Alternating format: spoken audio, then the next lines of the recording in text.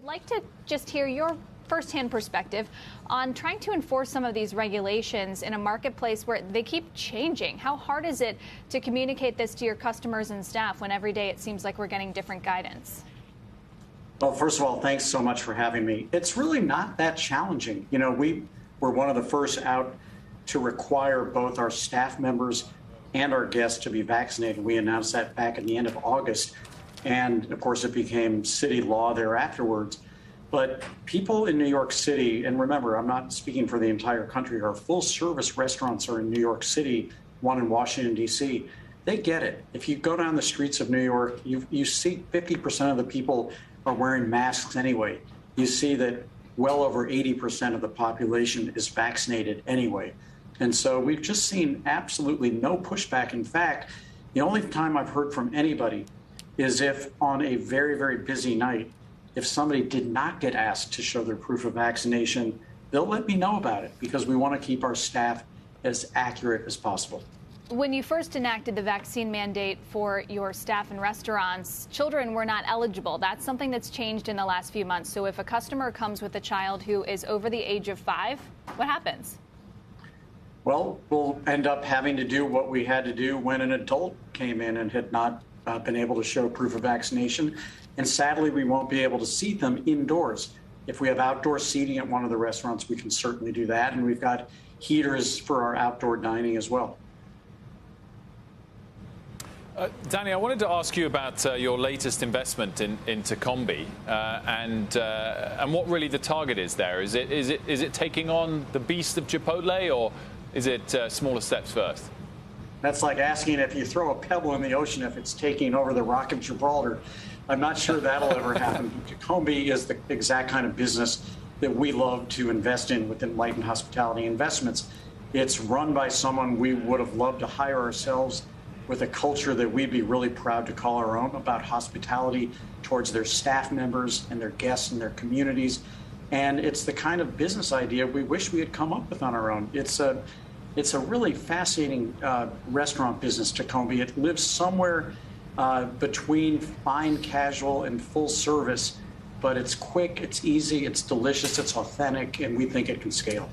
And what about broader scale and broader expansion, Danny? You made quite a big splash here in D.C. a few years ago when you first announced your intent to open restaurants here. You now have Meyer down by the water in the Navy Yard. Any plans to open new restaurants in D.C. or elsewhere around the country, for that matter? We have no plans, Kayla, for any full-service restaurants around the country. As you know, Shake Shack is continuing to grow just beautifully, especially with the new drive-through models, which are happening right now. And we've invested in a couple brands, Salt and Straw Ice Cream, which we absolutely love, based in Portland, Oregon, has just launched in Florida over the past year, and they're doing fantastic there as well. I wanted to ask Danny, what is providing the most inflation pressure to you in your business? Is it on the labor side of things or the food side of things, the raw material side of things? I'd say right now, Wilfred, it's mostly on the goods, the cost of goods. And I think that any business, including the restaurant business, where people have not had a choice but to go to work in person. So anything that involves trucking and delivery.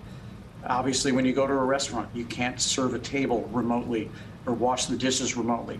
Anything where somebody did not have another choice, the price has gone up on that. And so restaurants find themselves at an intersection where all of these different pressures are coming to bear. The good news is, to this day, there is so much pent-up demand for people to be together in restaurants that people have been willing to show up and pay what restaurants have to charge to become sustainable. But that's if you can find the line cook and if you can find the server. And Danny, a few years ago, you made a decision to raise prices on all of your menus to take tips out of the equation at the table. And I'm wondering if that puts you in more of a difficult situation to raise prices on menus again, as you have to pay more to hire staff and to incorporate your food costs. Well, when we did that, it actually helped us to attract more people to work for us. And I will tell you that when, unfortunately, 95% of our company lost their jobs when we went to zero revenue in March of 2020, the people who were formerly tipped employees who had gotten a much larger hourly rate did even better when it came to unemployment insurance. That said, during COVID and before we had the vaccinations, we actually reverted. And so now our dining room members do accept tips, and therefore our menu prices don't have to reflect the tip included model, which we had done 6 years ago. What we did do, though, because we didn't want to reverse the gains we had made in terms of compensating the kitchen members fairly, because unfortunately in New York State, tips may not be shared between waiters and cooks, which we think is unfair. But what we started to do was, while reinstituting tipping for our front of the house employees, we instituted a revenue share so that on any night, a portion of our revenue gets shared with the cooks and the dishwashers. And so that's been a very positive help. We've actually hired, since the spring, 1,600 people. So when people say no one's out working, I don't buy that at all. Is it tougher to find great people? Absolutely. But if you want them and you're willing to go find people who have both a heart for hospitality as well as the skills necessary to thrive in the restaurant business, people are still there.